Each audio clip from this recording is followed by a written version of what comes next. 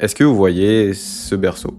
Personne ne connaît l'enfant qui s'y trouve, pourtant, il pourrait déjà être venu au monde à l'heure où je vous parle. On ne sait pas où, on ne sait pas qui, la seule chose qu'on sait, c'est qu'il révolutionnera l'histoire des échecs. On y reviendra plus tard. Les échecs, c'est un jeu difficile. C'est pas pour rien qu'il est considéré comme le symbole du génie dans le monde. Maintenant, je sais pas vous, mais ce qui m'a toujours intéressé dans le jeu, c'est de savoir qui est le plus fort, parce que ça dira qui est le plus grand génie. Et pour répondre à cette question, on pourrait juste regarder les champions du monde et comment ils ont dominé durant leur période. Sauf qu'aux échecs, il y a un moyen, un nombre, qui permet de connaître encore plus précisément le niveau du joueur. Ce nombre, ça s'appelle l'Elo, et c'est ce qui guidera notre histoire aujourd'hui. Aux échecs, l'Elo, ça représente la force d'un joueur, c'est-à-dire que plus il est élevé, plus le joueur sera fort. Pour un ordre d'échelle, 1000 Elo, tu es considéré comme un débutant, 2000 Elo, tu es un expert du jeu, 2500 Elo, tu as le niveau d'un grand maître, soit le niveau de seulement 1600 personnes dans le monde, et 2700 Elo, tu ne fais déjà plus partie du commun des mortels. Mais évidemment, le record d'Elo a augmenté au fil des années. En 1974, Anatoly Karpov fut le premier joueur à officiellement dépasser ses 2700 Elo. En 1990, Garry Kasparov, que vous devez connaître, a atteint le palier symbolique des 2800 Elo, et il fut aussi le premier à dépasser les 2850 en juillet 1999. Et à la vitesse à laquelle ça a augmenté, on pourrait se dire que les joueurs ont probablement atteint les 3000 Elo en un rien de temps. Sauf que c'est pas le cas. Et on n'a pas non plus atteint les 2950 Elo, ni même les 2930. À vrai dire, on n'a même pas atteint les 2900 Elo aujourd'hui. Et c'est un nombre qui pourrait ne rien représenter pour vous, mais pour les joueurs d'échecs, ce palier sera peut-être le seul qu'ils n'atteindront jamais dans leur carrière. C'est peut-être le palier infranchissable de tous les génies d'échecs.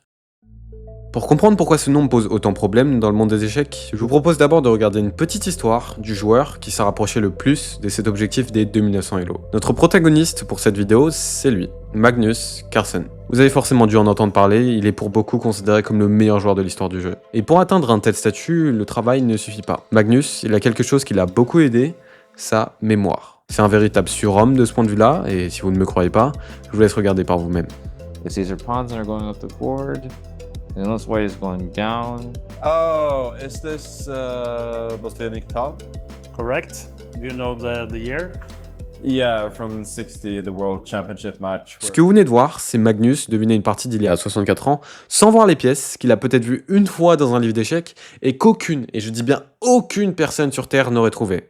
Je sais pas quoi vous dire, hein, vous voyez par vous-même la force de ce gars. Et cet atout, il va lui être extrêmement utile contre ses concurrents dans sa quête des 2900 Elo. Et oui, Magnus, quand il est arrivé au niveau de Kasparov en 2013 et qu'il était aux alentours des 2850 Elo, il a annoncé lui-même qu'il atteindrait ce palier et qu'il serait le premier de l'histoire. Et à cette époque, c'était pas déconnant, parce que quelques années auparavant, les ordinateurs avaient pris le dessus sur les humains aux échecs. Et donc le niveau de tout le monde avait augmenté. Si les Elo de tout le monde augmentent, le meilleur peut prendre plus de points. On rentrera dans les détails de nerd tout à l'heure, mais globalement, les Elo sont un peu méchants envers les plus forts. Par exemple, si Magnus, avec un Elo de 2850, affrontait un joueur de 2750 Elo, voici combien d'Elo il pourrait gagner. Avec une victoire, Magnus gagnerait environ 3,6 points Elo, ce qui est peu mais suffisant. Avec une égalité, Magnus perdrait environ 1,4 points Elo, ce qui est plutôt normal, puisqu'il est censé gagner plus souvent contre ce joueur. Et avec une défaite, Magnus perdrait environ 6,4 points Elo. C'est énorme, parce que là on oublie le fait que, à 2750 Elo, les joueurs font partie du top 10 mondial. C'est-à-dire que Magnus est tellement haut classé à cette époque que pour une partie perdue contre un top 10,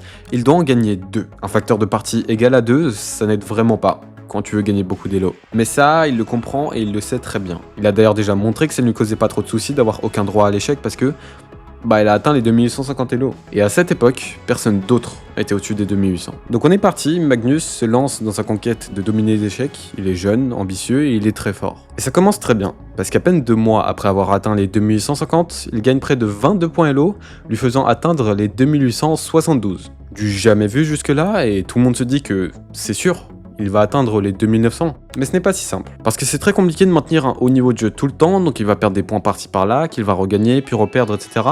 Mais au final, en mai 2014, il atteint son plus haut Elo jusque-là, les 2882. Ok, essayez d'imaginer ce niveau de jeu. Allez, pensez-y dans votre tête très fort, c'est bon? Et vous êtes extrêmement loin de la réalité. 2882 Elo, c'est littéralement le summum des échecs à ce moment-là. Tous les autres joueurs du top niveau sont des très bons joueurs aussi, mais comparé à Magnus, ils disent eux-mêmes qu'ils ne sont que des marionnettes attendant de se faire rouler dessus à chaque partie. Signer dans un tournoi où Magnus Carlsen participe à ce moment-là, c'est comme accepter que tu ne finiras pas premier. C'est une machine. Mais comme toutes les machines, Parfois on rouille, on fonctionne mal, il y a des bugs, donc Magnus, il a une pression colossale sur lui. Il est qu'à 18 points Elo de marquer l'histoire. 18.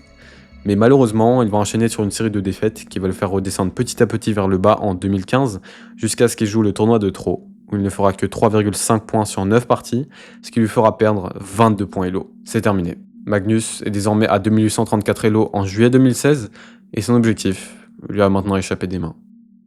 Il faut savoir qu'aux échecs, plus on devient âgé, plus notre niveau de jeu régresse. Et comme Magnus a déjà 26 ans en 2016, il ne lui reste plus beaucoup de temps s'il souhaite atteindre son objectif. Pour vous, ça pourrait paraître totalement fou, qu'à 26 ans on ait déjà la pression de l'âge, sauf qu'aux échecs, on perd sa forme assez tôt en réalité. Donc Magnus se remet au travail, après tout, c'est la plus grande chance qu'on ait eue jusque-là, un génie doté d'une mémoire hors norme, une domination totale sur tout le monde, couplée de l'augmentation des élos grâce aux ordinateurs.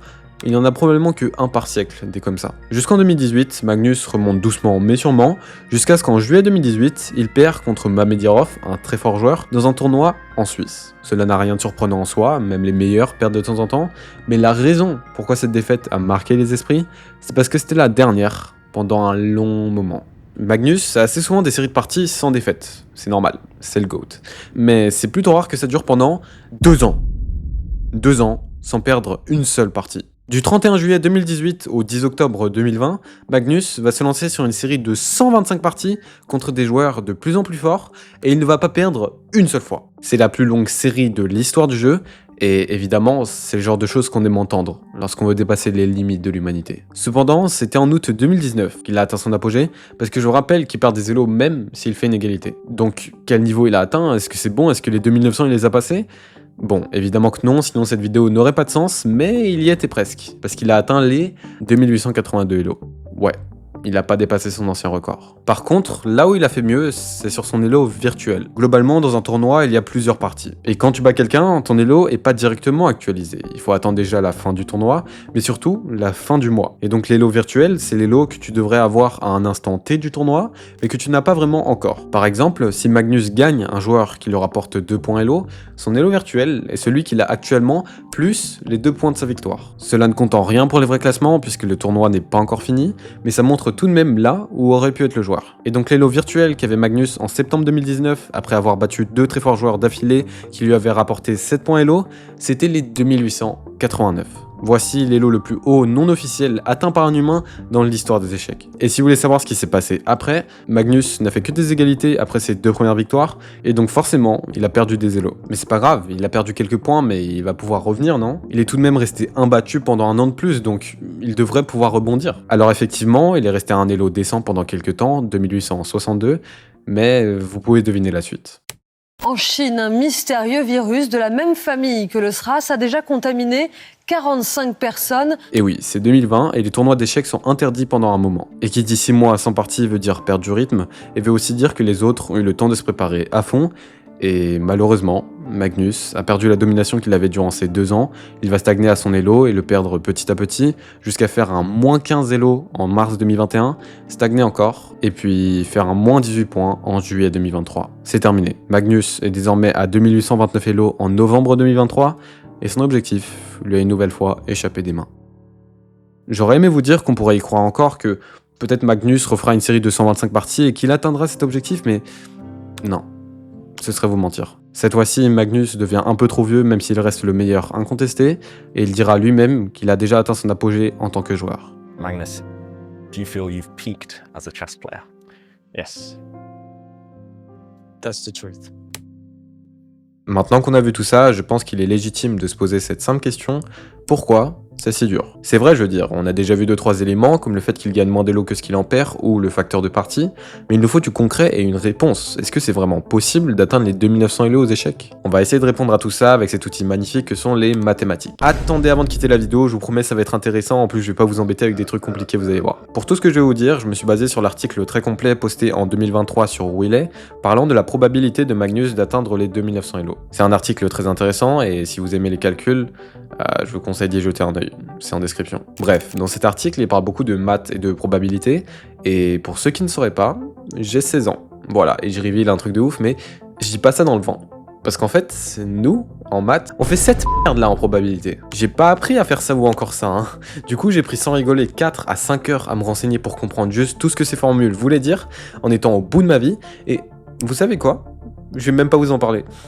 Je vais juste vous montrer des graphiques rigolos et les résultats des calculs, et vous n'aurez rien à faire. Mais je suis pas sadomaso, hein, les gars. Enfin, aux échecs, il y a un truc qui s'appelle le coefficient. C'est quelque chose qui permet d'équilibrer les élos, puisque ça permet globalement de multiplier les points que tu as gagnés par un nombre. Par exemple, au début du jeu, on est en coef 4. C'est-à-dire que si on gagne 10 points en battant un adversaire, on en reçoit en réalité 40. Ça permet d'augmenter plus rapidement l'élo du joueur pour qu'il ait une estimation plus précise. Et ce coef, il est important, parce qu'au top niveau, on est en coef 1. Si on gagne 5 élos, on en reçoit 5.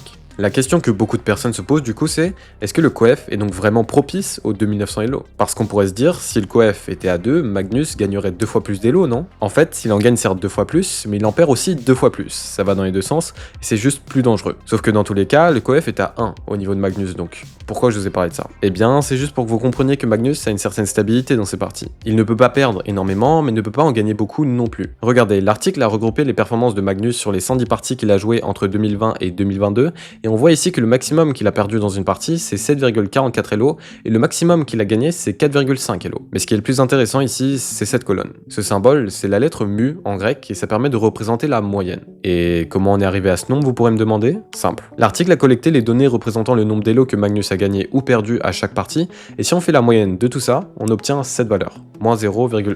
Et c'est une valeur importante, parce que ça veut dire qu'en moyenne, lorsque Magnus jouait une partie, il perdait 0,11 Elo. C'est plutôt cohérent, puisqu'à cette époque, Magnus était à 2861 Elo, et il stagnait à ce niveau pendant ces 2 années. Maintenant, avec cette moyenne et des calculs de probabilité, on peut faire quelque chose d'extrêmement utile en statistique, des chemins. Des chemins de quoi? Eh bien des chemins que pourrait prendre, par exemple, Magnus Carlsen dans son parcours d'Elo. Sur les 200 prochaines parties, imaginons que Magnus fasse n'importe quoi et qu'il perde plein d'Elo. Eh bien il pourrait emprunter un chemin comme celui-là qui va vers le bas. Maintenant, si on fait l'inverse et que Magnus joue à un niveau de jeu exceptionnel, eh bien il pourrait emprunter ce chemin qui va vers le haut. L'intérêt de faire ça, c'est simuler des milliers d'autres chemins avec les probabilités qu'on a, et qu'à la fin on fasse la moyenne, parce que ça nous donnera le chemin le plus probable que Magnus pourrait emprunter. Voici ce qu'a simulé l'article. Pour les 200 prochaines parties, et avec la performance de Magnus entre 2020 et 2022, on voit que le chemin le plus probable, il descend. Et c'est logique, rappelez-vous, on a vu qu'en moyenne, il perdait des élos à chaque fois qu'il jouait une partie, donc évidemment que le chemin descendra aussi. On a donc déjà une réponse à la probabilité de Magnus d'atteindre les 2900 Elo, que je ne vais pas vous dire tout de suite, car on a encore un petit truc à voir. Vous voyez, l'article a basé ses calculs sur lorsque Magnus stagnait, ce qu'on sait bien de quoi Magnus est capable. Et oui, il a peut-être stagné pendant 2 ans, mais il a aussi dominé pendant 2 ans. Donc ils ont calculé, avec les mêmes techniques, quelles seraient ses chances d'atteindre les 2900 s'il maintenait un niveau de jeu similaire à celui de ses 125 parties. Avec ça, on obtient ce tableau qui, au symbole mu, a une moyenne positive de 0,48. Donc c'est déjà très rassurant, car ça veut dire qu'en moyenne, il gagnerait des élos en jouant une partie,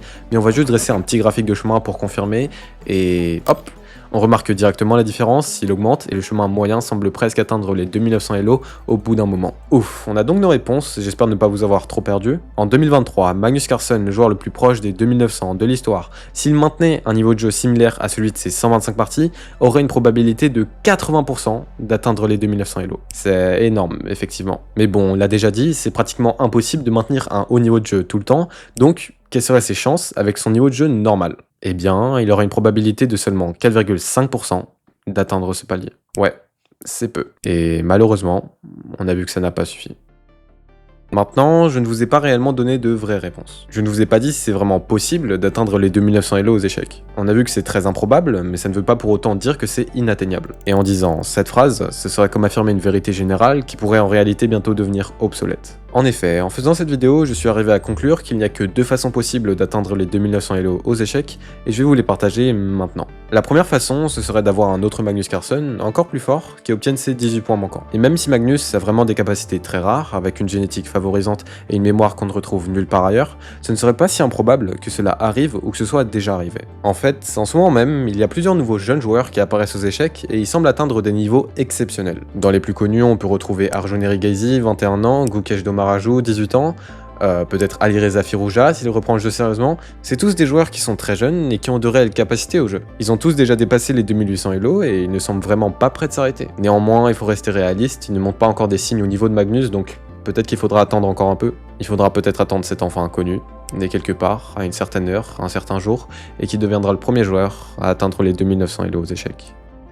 La deuxième façon joue sur le système plutôt que le joueur. Le plus gros problème qu'avait Magnus, c'est qu'il ne gagnait pas assez de points lors de ses victoires. Le numéro 1, s'il est trop éloigné des autres, va être ralenti justement à cause du faible niveau des autres. Et donc la réponse ce serait, ok, pas besoin d'un Magnus encore plus fort, ce qu'on va faire, c'est qu'on va augmenter le nombre de points Elo en circulation pour que le premier puisse prendre plus lors de ses victoires. C'est-à-dire que si Magnus affrontait et gagnait constamment des gens à 2800 Elo et plus, eh bien ça changerait grandement le nombre de points qu'il gagnerait, passant de 3,6 Elo à environ 4,3. C'est une augmentation de 20%, c'est énorme. Et pour que l'Elo de tout le monde augmente, il faut soit laisser le temps faire les choses, et au fur et à mesure, il y aura de plus en plus de joueurs forts, soit il faut changer un petit peu les règles du jeu. Vous voyez, la Fédération Internationale des Échecs pourrait changer le coefficient à 2 pour que ce soit encore plus le chaos dans le top niveau et qu'il y ait potentiellement plus de chances d'avoir un 2900. Cependant, c'est pas forcément viable sur le long terme. Il y a donc une autre solution, qui a d'ailleurs déjà été mise en place, c'est la réforme des Elo. Globalement, c'est une réforme de 2023 qui visait à réguler le niveau des joueurs au bas niveau, puisqu'il y avait un réel problème, le classement Elo ne reflétait pas correctement le vrai niveau du joueur. Donc ce qu'ils ont fait, c'est augmenter arbitrairement de plusieurs centaines de points Elo tous les joueurs en dessous des 2000,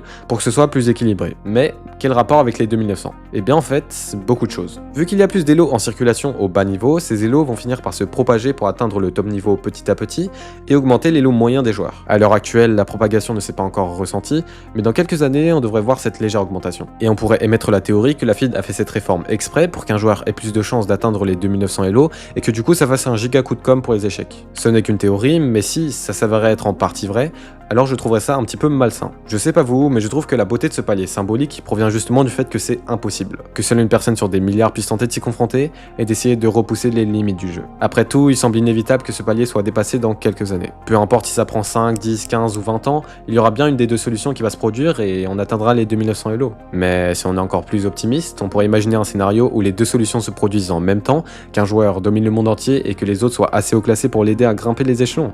Et dans ce cas-là, pourquoi se limiter aux 2900 ? Pourquoi se limiter à une pauvre centaine lorsqu'on peut voir encore plus grand ?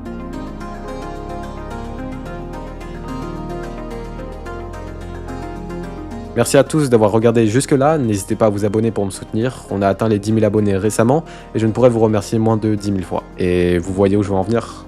Maintenant on veut les 20 000. J'ai essayé d'être le plus clair possible et faire le moins d'erreurs mathématiques malgré mon âge, dites-moi si j'ai fait un bon taf sur ça en commentaire. N'hésitez pas aussi à rejoindre mon Discord, il est en description, et j'en ai déjà parlé dans ma dernière vidéo, mais je compte faire un guide étape par étape pour passer 2000 Elo sur chess.com, c'est-à-dire le top 0,3% des joueurs. C'est encore en développement, hein, mais je vous le dis, pour que vous ne soyez pas surpris lorsque ça arrive, d'ici février, si je suis efficace. En tout cas, c'était Lux, ciao.